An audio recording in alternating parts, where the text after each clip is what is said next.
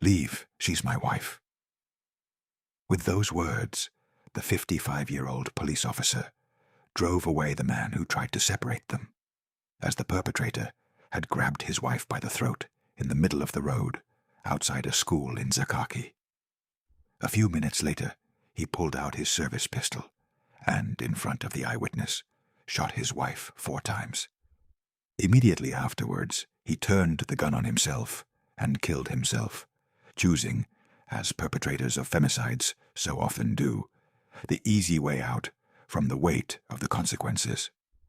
The result: 1 dead perpetrator, a woman fighting for her life in hospital, 4 children left, suspended in midair, without parents, their world turned upside down, and a future filled with therapy and nightmares, and an entire society that keeps floating in denial. Because how else can you explain the fact that every other week it claims to be shocked? Leave, she's my wife. Without meaning to, the man who killed himself compressed into a single sentence everything that is wrong with the effing mentality poisoning men across the board, without distinction of age, origin, color, religion, financial status, or education. Men who believe that a wife, daughter, or sister is their property, and that they themselves are the self-appointed guardians of her honor, reputation, and virginity. A possession that must obey them, respect them, look after them, and not shame them in the eyes of society. And if she breaks those rules carved in stone by the God of the Old Testament, the big, heavy-handed man has every right to put the woman in her place, to raise his hand, however much fascist woke culture may now forbid him, or even his weapon, in order to restore his lost honor. That is how men sort things out, isn't it? "Tell him I'm your husband and that I won't hurt you," the perpetrator went on, addressing the terrified woman he was holding by the throat as she gestured to the passerby to help her. Cemeteries, you see, are full of women who believed their partners would not hurt them because they loved them, cared for them, and protected them. Do you really think the Greek Cypriot police officer is any different from the Syrian man who stabbed his wife and mother-in-law a few days ago and is still being sought? They carry the same backward, misogynistic rot in their heads. The difference is that, in the case of today's attempted killing, the far-right sewer is not demanding the deportation of all middle-aged Greek Cypriot men with the mindset of a despot and the technique of a butcher. That narrative does not sell, you see. It does not translate into 10% in parliamentary elections. Imagine, just for a moment, that the perpetrator in Limassol had not been one of ours, a uniformed Cypriot, but a migrant. As we speak, Limassol would be burning to the ground. The local far-right would be howling for the immediate deportation of all foreigners. Social media would be dripping with pure racist poison, and the usual concerned citizens, with hoods and clubs, would be organizing pogroms, supposedly to protect our women from the barbarian invaders, burning migrants' homes and shops and beating up any dark-skinned person they found in front of them, including, of course, plenty of darker-skinned Cypriots, because they are hardly the sharpest tools in the shed. They have done it before, after all, with the tolerance and encouragement of the police. But when the perpetrator is a Cypriot, an Orthodox Christian, perhaps a family man, or worse still, an armed representative of the law, the far right suddenly swallows its tongue. The crime is swiftly branded as a family tragedy, a crime of passion, or a bad moment.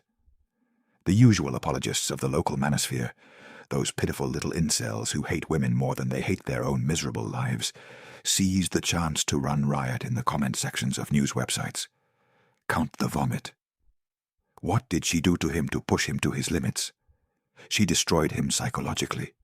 She was trying to take his money. We don't know both sides.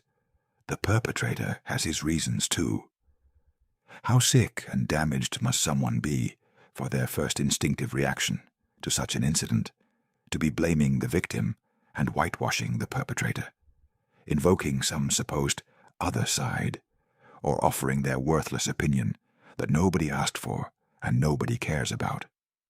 Except perhaps the police, who ought to pay these pathetic, tough men a visit, if only to watch them piss themselves. In Cyprus, from 2014 to 2025, 43 women were brutally murdered in a population of less than 1 million. We are talking about women murdered in their own homes, in the streets, often before the terrified eyes of their children. The Association for the Prevention and Handling of Violence in the Family is called upon every year to handle consistently more than 3,000 calls, desperate pleas for help, and reports of beatings and psychological terror.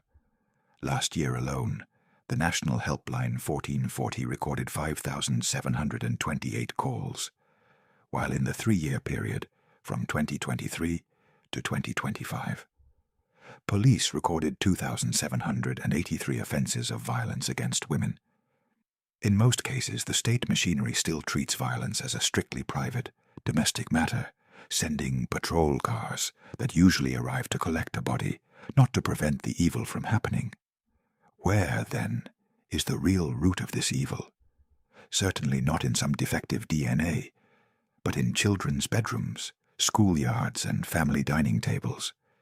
We are raising generations of boys who learn from the cradle that a woman's no is simply a disguised yes, requiring a little more persistence or violence.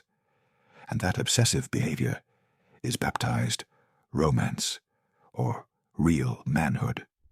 Young men are brought up on the theory that rejection is a mortal insult to their imaginary honor, and they equate masculinity with blind domination. Our education system, which should be teaching consent, absolute respect for personal boundaries, and emotional intelligence from kindergarten onwards, remains tragically stuck in mothball-scented, outdated stereotypes, thanks to the medieval church, the far right, and a timid government that have significantly restricted or downgraded sex education in schools.